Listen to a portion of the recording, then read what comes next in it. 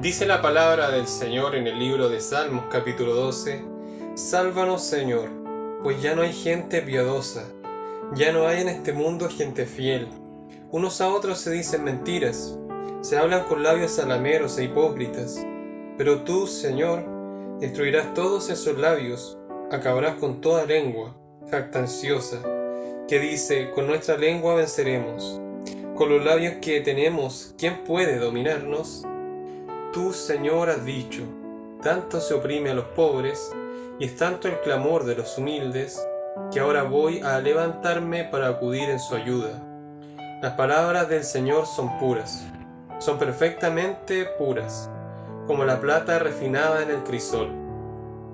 Tú, Señor, nos protegerás, nos salvarás para siempre de esta generación, aun cuando los malvados estén al acecho, y la humanidad siga exaltando la vileza. Este salmo es conocido por todos como un salmo escrito por el rey David, y en específico en este salmo David escribe lo que es la maldad, y más aún lo que son las características de la maldad del hombre en la generación en que él vivía. Y él se refiere en la palabra a esas personas como infieles, personas que poseen labios mentirosos, personas que poseen labios, y él ocupa la palabra salameros. En contraste entonces a la maldad que David identificaba, él pasa luego a hablar de lo que es la justicia de Dios, y cómo entonces sería Dios el encargado de juzgar a esas personas, y ocupa la palabra de destruir a aquellas personas que estuvieran ocupando mal sus labios para jactarse, para dominar, para mentir, o como también incluso ellos pensaban, para vencer. El autor entonces luego pasa a añadir cualidades que son del hombre, características del hombre al ser de Dios, cuando él dice que Dios se levantará y defenderá a las personas humildes, a las personas que son pobres. Es ahí donde rompe aquel momento de petición y dice: las palabras del Señor son puras, e insiste y hace un énfasis que son perfectamente puras. Y él dice que son puras incluso como la plata refinada en el crisol. Luego interrumpe aquel momento para decir nuevamente que sería Dios quien los salvaría de aquella generación en la cual él se encontraba viviendo. Aun cuando el ser humano siga viviendo en forma desenfrenada y siga exaltando incluso a lo que se llama malo, y llama mucho la atención las características de las personas a las cuales David llama malo, ya que la mayor parte de las palabras que ocupa la hace para referirse a la ocupación que ellos tenían y hacían de la lengua, tildándola entonces, como decía anteriormente, de salameras, de hipócritas, de jactanciosas, de engreídas, de creídas, y creídas incluso por el uso que le daban, ya que ellos pensaban de que podían vencer por ocupar su lengua de forma indebida, que podían dominar a los demás incluso sin ser dominados. En esto el consejo divino entonces deja ver la importancia que tiene el uso de las palabras que ponemos en nuestra lengua y más aún en nuestra forma de hablar. Y cuán valiosa es la comunicación, cuán valioso es la comunicación persona a persona. Y creemos también, y más en nuestros tiempos lo hemos visto, que es un privilegio el lenguaje, y debe ocuparse entonces de forma correcta, de forma adecuada, de forma cautelosa. Peligroso es creer que lo que dejamos salir de nuestra boca no tendrá consecuencias, no tendrá repercusiones, y que no tiene relación incluso con lo que somos como personas. y más aún con la condición de nuestro corazón, como dice la palabra. De la abundancia del corazón habla la boca del hombre. Y también Santiago lo ejemplifica muy bien, dice: la lengua es como un timón de barco, la lengua es como un pequeño fuego. La lengua, aunque es un pequeño miembro, se jacta de grandes consecuencias que pueden llegar a ser catastróficas.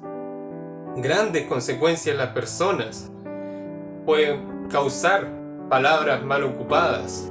Grandes consecuencias en la vida de los demás pueden causar el hecho de decir palabras sin pensar, palabras duras, que pueden llegar a ser incluso un todo en el sentido negativo para el otro. Y el descuido entonces de un comentario inadecuado, de un comentario repentino, de una ocasión inoportuna. No se puede hacer mucho en casos como los que nombré, pero sí podemos aprender muchas lecciones nosotros hoy. La lengua debe ser ocupada para bendición. La boca debe ser ocupada para bendición. La lengua debe ser ocupada con detención, con más énfasis, como nos dice la palabra, en el oír. La lengua se debe ocupar honestamente y no en mentiras, no de forma hipócrita, no de forma jactanciosa. No pueden salir de nuestra boca, nos dice la carta a Santiago, bendición y maldición. No pueden salir dos tipos de corrientes de agua. Deben ser entonces de una sola línea, de una sola forma. Dios será encargado de salvar a las personas que se ven afectadas con palabras como las que dice David, a las personas que tienen estas características. Con mayor razón entonces, se debe tener cuidado del uso inadecuado de este valioso miembro. Gran diferencia en la palabra que nosotros ocupamos como hombres, comparada entonces con la de Dios.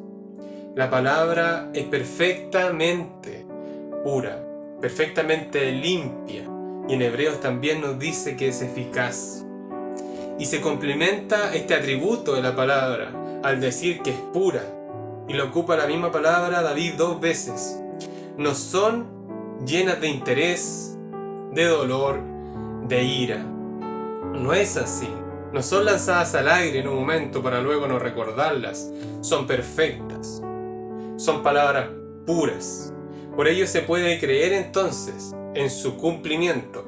Se puede creer, como decíamos, también en su poder. No están dichas de la nada, sino que van acompañadas de la esencia del ser que las dice. Son palabras de Dios. Su emisor es Dios, el cual vive eternamente y es santo en su ser completo. Tiempo atrás lo decía en un sermón cuando hablaba de la lengua, al plantear entonces una posible solución para los males que comentamos de el uso que se tiene de este miembro de la lengua, la cual se interrumpe incluso Santiago, como decía también en su epístola. La solución en este caso sería entregar nuestra vida, nuestras palabras y el dominio también de nuestra lengua a quien es nuestro Señor, solicitando su Espíritu para la guía de nuestras palabras y el cuidado que se debe tener en estas palabras, ocuparlas bien, honestamente, de forma sincera, de forma transparente. Solo así nuestra esencia caída como personas, pecadores, será cambiada, será renovada, será transformada por Él, para ya no caer en este mal y tener que lamentarnos entonces por las consecuencias que puede traer. En el trato que ofrece David a los que se conducen incluso de esta forma, Él se los dice: serán juzgados. ¿Cuántas palabras malas habré ocupado hoy con mi lengua? Demuestro que soy cristiano, que soy creyente, con mi forma de hablar. Honro a Dios con mi forma de hablar, con mi lengua. Sea nuestra oración: ayúdanos, Señor, a que mis palabras sean dirigidas por ti, en forma sabia, en forma pura y con inspiración de lo alto.